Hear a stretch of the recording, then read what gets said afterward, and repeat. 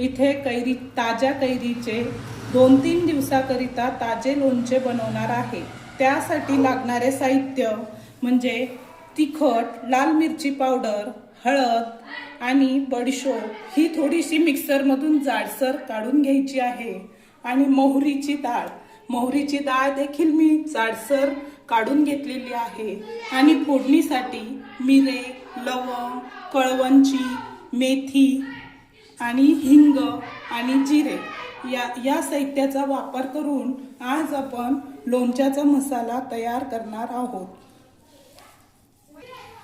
सर्वप्रथम मी एका पॅन मध्ये तेल गरम केलेले आहे।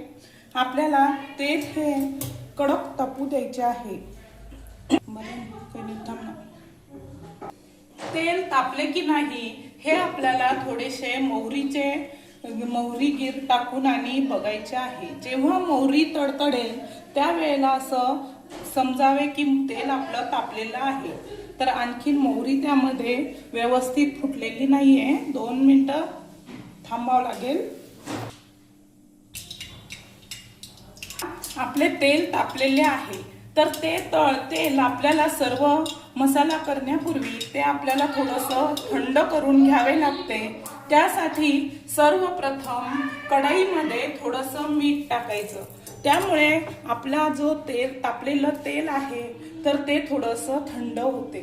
आणि त्यानंतर आपण तेलामध्ये लवंग आणि मिरी घालणार आहोत। आणि ते लवंग आणि मिरी घातल्यानंतर ते आपल्याला यामध्ये मेथीदाणा, कळवंची हे देखील घालायचे आहे। आणि त्यानंतर मी हिंग आणि जिरे हे देखील घालणार आहे। आणि नंतर आपल्याला त्यानंतर आपल्याला हळद घालायची आहे।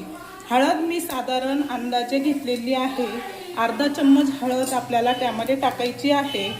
आणि त्यानंतर त्यामध्ये मोहरी डाळ टाकायची आहे। मोहरी डाळ ही आपल्याला चांगली तेलामध्ये परतून घ्यायची आहे। आणि मोहरी डाळ टाकल्यानंतर मी या ठिकाणी बडीशोपचा जाडसर काढलेली पावडर टाकणार आहे। आणि त्यानंतर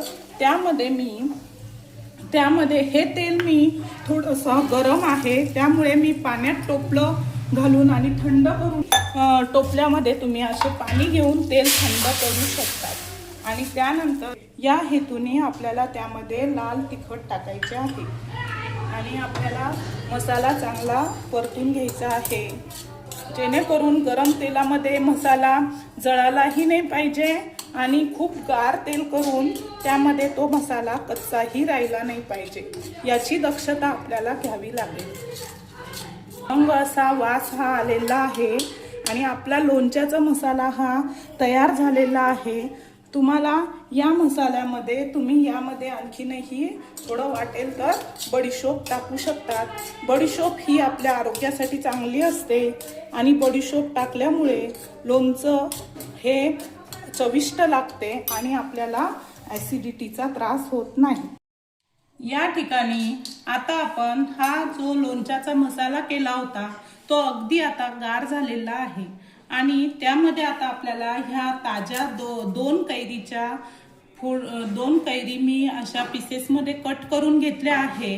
तर त्या फोडी आपल्याला ह्या मसाल्यामध्ये टाकायच्या आहे। त्यामध्ये आपण मसाला करताना मिठाचा वापर केला आहे, पण लोणच्यामध्ये आपल्याला भरपूर प्रमाणात मीठ टाकावे लागते। त्यामुळे मी आणखीनही त्यामध्ये मीठ टाकणार आहे। आणि जेवढ्या कैरीच्या फोडी त्यामध्ये बसतील तेवढ्या मी मिक्स करून घेणार आहे। त्याआधी ह्या मिक्स करण्यापूर्वी मी यामध्ये मसाला थोडासा वेगळा काढून ठेवला आहे। आणि आपल्याला वाटेल तेवढा आपण त्यामध्ये मसाला मिक्स करू शकतो।